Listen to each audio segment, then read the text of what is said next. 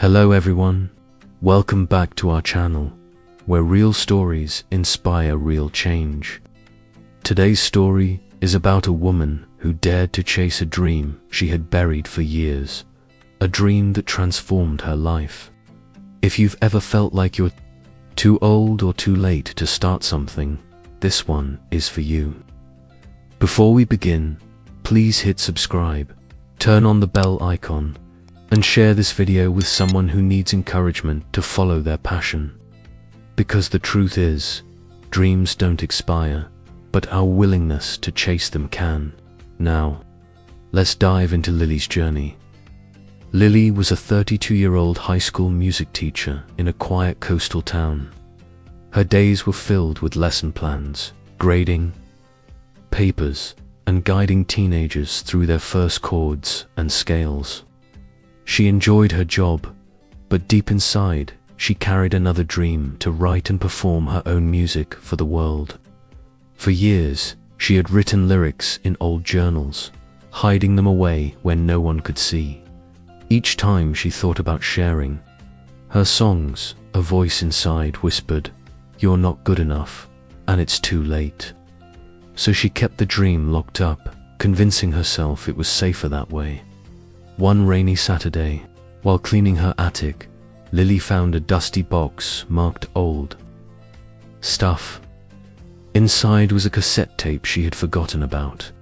She placed it in an old player, and soon the voice of her 17-year-old self filled the room, clear, passionate, and unafraid. The song was imperfect, but it carried a fearless energy she barely recognized anymore. Hearing it brought back memories of nights spent dreaming big, without doubt or hesitation. As she sat in the attic listening, a tear rolled down her cheek. She missed that version of herself. A few days later, her friend Mark called to invite her to an open mic night at a nearby cafe. He knew she could sing and had always encouraged her to share her music. Lily laughed it off at first, saying she was busy with schoolwork. But Mark persisted, reminding her that music was a gift meant to be shared, not hidden. She reluctantly agreed to go, but only to watch, not perform. She didn't realize how much that night would change her. The cafe was warm and buzzing with energy, filled with people of all ages waiting to perform. Lily listened as each person took the stage. Some voices were polished, others shaky, but all brave enough to try. What struck her most was that no one seemed to be waiting for the perfect time to start. They were simply doing it. She realized that the only difference between them and her was that they were willing to show up. That night, she went home and wrote a brand new song. This time, she didn't tuck it away in a drawer. She promised herself she'd perform it someday. The next morning, she stood in front of her mirror, holding her guitar.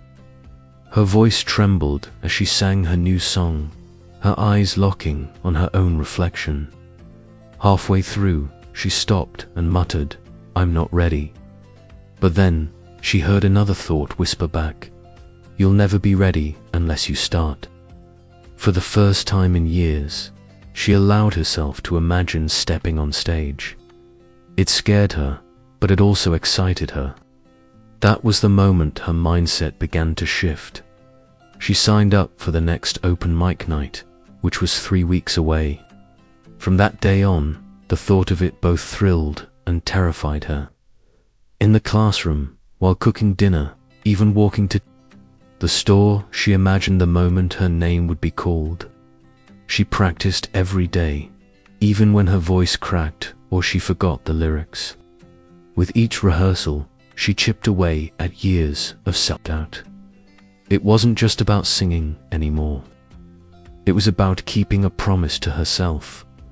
The cafe was packed that evening, the smell of coffee and pastries filling the air. When the host called her name, Lily felt her legs turn heavy.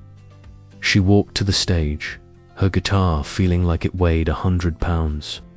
Her hands shook as she adjusted the microphone, glancing at the crowd. She wanted to run, but she stayed.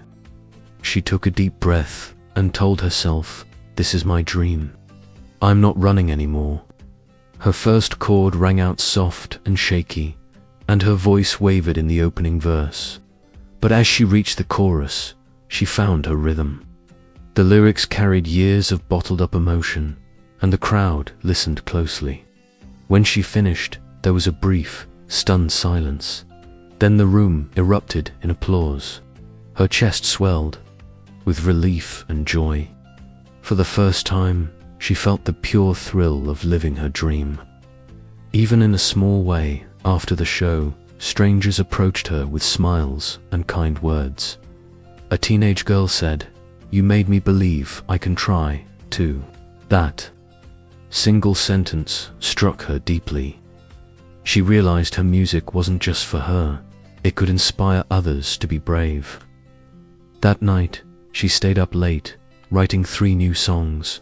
For the first time in years, she felt unstoppable.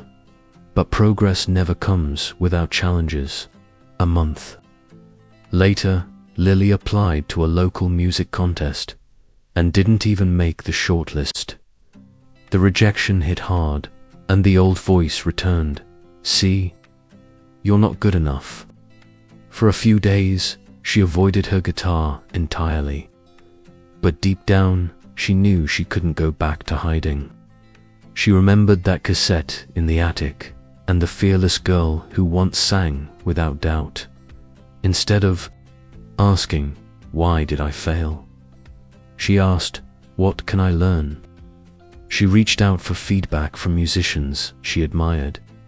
They pointed out where she could improve her arrangements and stage presence. Instead of feeling defeated, she felt motivated. To grow, she began to see rejection not as a verdict, but as a form of guidance. It wasn't the end, it was a redirection. She began performing at more local events, school fundraisers, street fairs, and community gatherings.